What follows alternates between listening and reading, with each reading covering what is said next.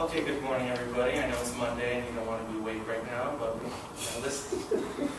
Today I'm going to talk about the question, do you smell smoke? It's usually a question that I ask a lot because I'm asthmatic and I have, since I was 5 years old, had asthma since I was a child.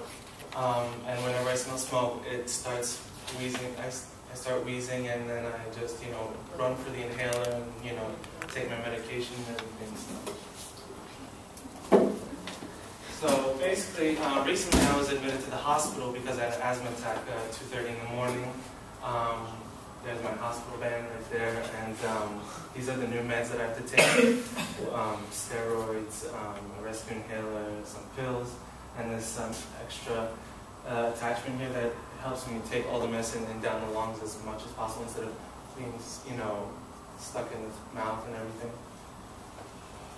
So what I realized was that the reason why I had this attack was because my father was outside smoking a cigarette, and my window was open, and I have a window that connects from the backyard to my room. So all that smoke was coming through the window, and I had an unfortunate asthma attack. So here's the shocking news.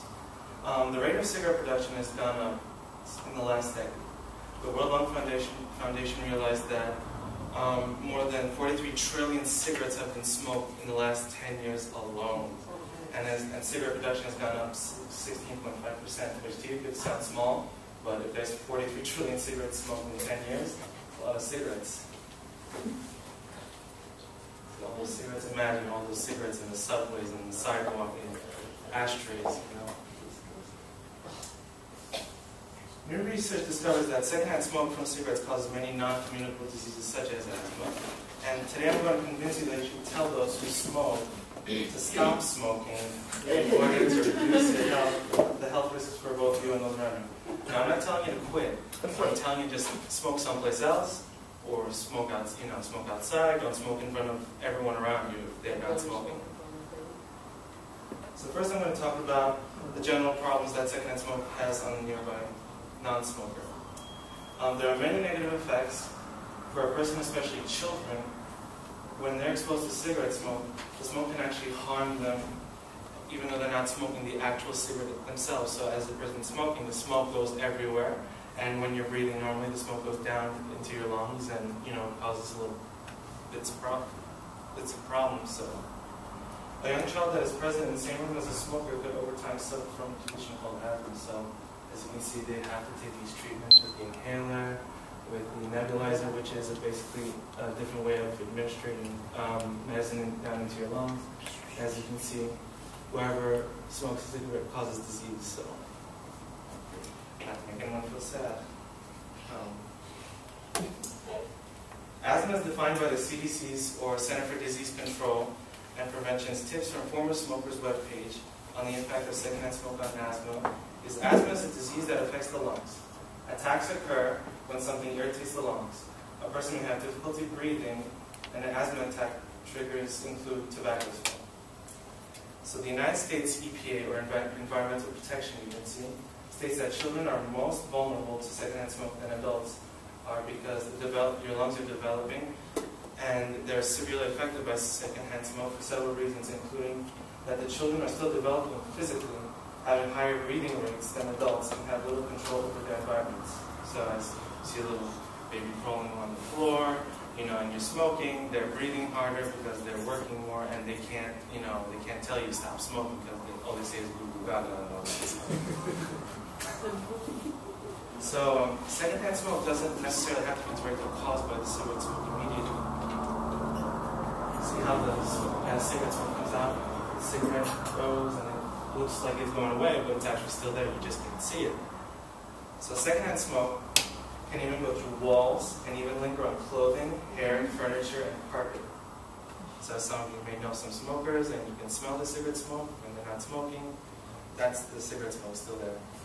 So now I'm going to play an ad that the CDC, or the Center for Disease Control, plays on TV sometimes if you've seen it. My son Aiden has asthma. Secondhand smoke has triggered his asthma so bad to the point where he had to end up in the emergency room. and he has spent multiple nights in intensive care. Now he's on a whole bunch of medications. My tip to you is, don't be shy to tell people not to smoke around your kids.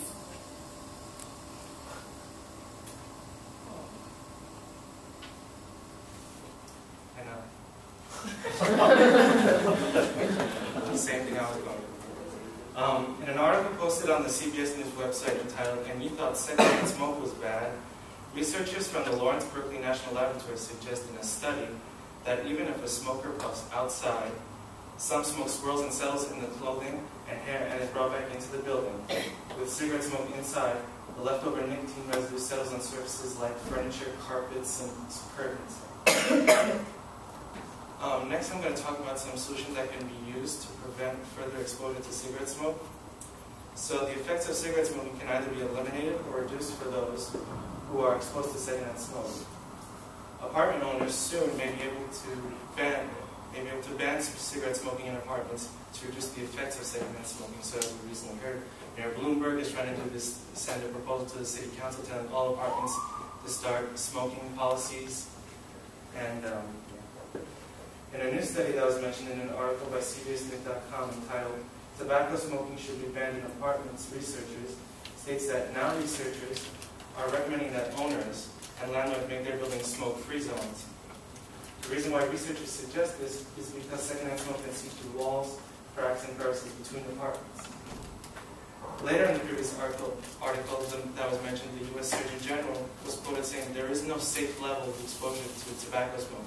So even if it's so small, it's still going to affect you in some way. Not as much, but the more tobacco smoke there is in the air, the more you're affected. For those of you who smoke, you should plan to smoke anywhere other than your home and apartment. Moving to another room or opening a window does not help with reducing secondhand smoke. It's best preferred to go outside completely to smoke a cigarette. Next, I'm going to talk about how to reduce the chance of you exposing yourself to secondhand smoke. It is really simple to reduce your exposure to secondhand smoke. If you live with someone who smokes, talk to the person about how you could limit your exposure to their cigarette smoke. Ask them if they can smoke outside the home or apartment, and ask if they could wash their clothes more often after they smoke.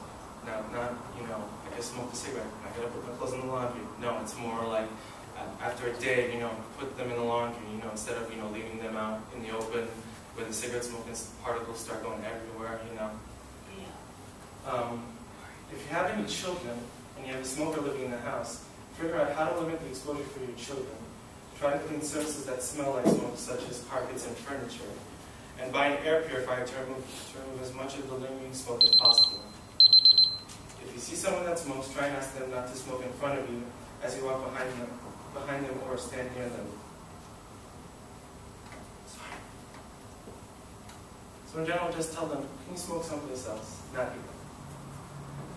In conclusion, it is very important that you limit your exposure to secondhand smoke as much as possible, especially for your children because of all the negative effects that can result after exposure. Limiting the exposure to secondhand smoke can help those suffering from asthma not have asthma attacks as often as when they were exposed to secondhand smoke. You can take steps to prevent secondhand smoke from damaging your health, such as smoking signs, telling people to stop. A reduction in secondhand smoke can help make people breathe easier, just as it does for me and my health. So, thank you.